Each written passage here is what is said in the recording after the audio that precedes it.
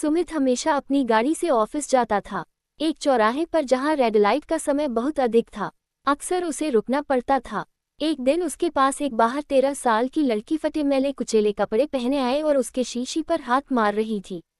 सुमित मन ही मन बड़बड़ाने लगा, हर रेड लाइट का यही चक्कर है, रुकते ही भीख मांगने वाले आ जाते हैं। ऊपर से यहाँ तो 1.5 मिनट की लाइट होती है। उसने उसे मना कर दिया, लेकिन वह बार बार कोशिश करती रही। कुछ देर बाद सुमित ने शीशा नीचे करते हुए कहा, तुम्हें अभी मना किया ना, समझ नहीं आता। लड़की कुछ डरते हुए बोली, बाबूजी मैं तो पेन बेच रही थी, बहुत अच्छे पेन हैं, 10 रुपये के 4। ये सुनकर सुमित को लगा मैं इसे भिखारी समझ रहा था, लेकिन ये तो सामान बेच रही है। सुमित ने पेन ले लिए और उसे 10 का नोट पकड़ा दिया।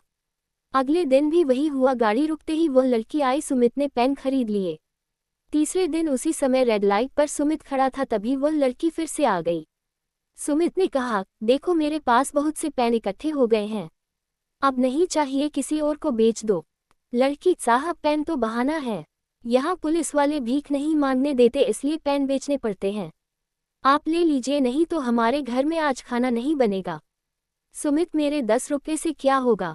लड़की, साहब 10 रुपये इकट्ठे करते करते शाम तक 100 रुपये इकट्ठे हो जाते हैं।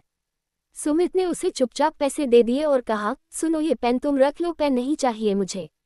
पैसे लेकर वह लड़की चली गई। ये सिलसिला हर दिन चलने लगा। अब सुमित उससे बातें करने लगा। उसे पता लगा कि उसका नाम कुसुम है, यही पास में एक झोपड़ी में रहती है। घर में उसके पापा जो हमेशा पीकर पड़े रहते हैं, और एक माँ है जो बीमार रहती है। उसकी एक छोटी बहन भी है जो उसके साथ रेड लाइट पर पेन बेचती थी।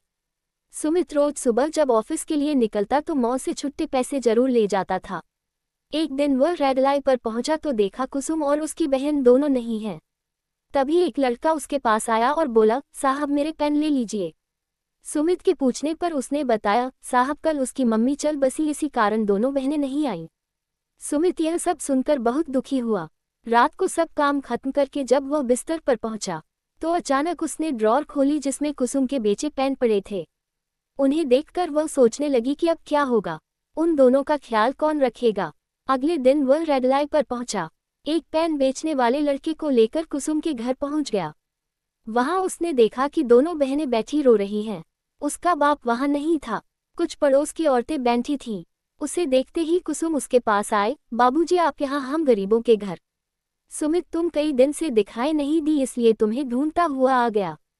सुमित ने ऐसे दिखाया जैसे उसकी माँ के बारे में उसे पता नहीं था। कुसुम ने उसे सारी बात बताई।